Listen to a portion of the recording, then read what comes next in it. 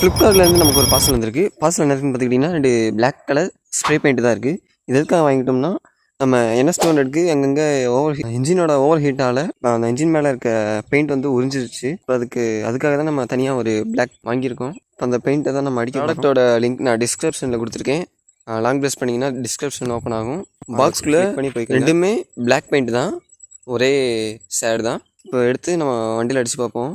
எதுக்காக இந்த பெயிண்ட் நான் ஸ்ப்ரேயில் அடிக்கிறேன்னா, இப்போதைக்கு நம்ம அந்தளவுக்கு பட்ஜெட் இல்லை போய் நம்ம பைக்கு ஷோரூம் விட்டு இந்த மாதிரி பெயிண்ட் ஒர்க்கு இதெல்லாம் பண்ணுறதுக்கு. அதுக்காக தான் சிம்பிளாக நம்ம வீட்டிலே பண்ணிக்கலாமே அப்படின்னு ஒரு ஐடியா தோணுச்சு.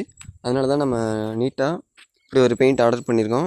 ரொம்ப டேமேஜ் ஆச்சுன்னா நம்ம ஏதாச்சும் 2 வீலர் ஒர்க் ஷாப்பில் கொடுத்து பெயிண்டிங் பண்ணிக்குவோம். அடுத்து அதை பண்ணணும், அதுக்கு தனியாக டைம் எடுக்கும். இப்போதைக்கு நம்மளால் அதெல்லாம் முடியாது. சரி, ஓகே, நம்மளால் முடிஞ்சது இவ்வளோதான். அங்கங்கே ஏதோ இந்த மாதிரி லைட்டாக அடிச்சு விட்டால் நமக்கு அந்த ஃபீல் குறையும். ரொம்ப ஒரு ஓல்ட் ஆயிடுச்சு அப்படின்ற ஃபீல் குறையும். அதனால தான் நம்ம டிஸ்ப்ளே வாங்கியிருக்கோம். அங்கங்கே தான் லைட்டாக பிஞ்சிருக்கு. வீடியோ பிடிச்சிருந்துச்சுன்னா லைக் பண்ணிக்கோங்க, மறக்காமல் சப்ஸ்கிரைப் பண்ணிக்கோங்க. பைக்கில் பெயிண்ட் பண்ண வீடியோஸ் ஃபோட்டோஸ் தான் வேணும்னா க்ரீன் கலர் ஹார்ட் கமெண்ட் பண்ணுங்கள். நான் நெக்ஸ்ட் வீடியோவில்